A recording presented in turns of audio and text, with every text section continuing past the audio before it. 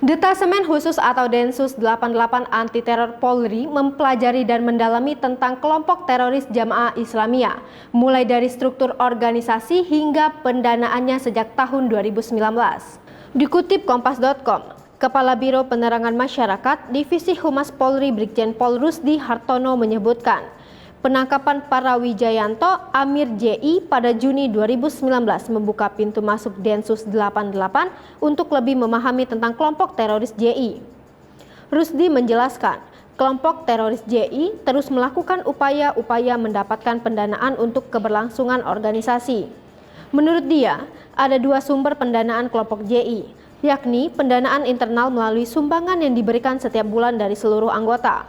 Sumber pendanaan kedua, lanjut Rusdi, melalui eksternal, yaitu mendirikan lembaga Amil Zakat Baitul Mal Abdurrahman bin Auf. Lembaga tersebut merupakan satu lembaga yang dibuat kelompok JI untuk mendapatkan pendanaan dengan mengkamuflase kegiatan untuk pendidikan dan sosial.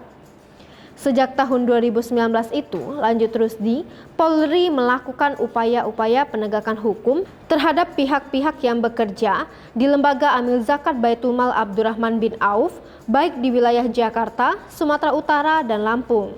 Dari upaya-upaya penegakan hukum yang dilakukan, Densus 88 Anti Teror mendapatkan beberapa keterangan yang dijadikan petunjuk untuk menuntaskan kasus kelompok teroris JI.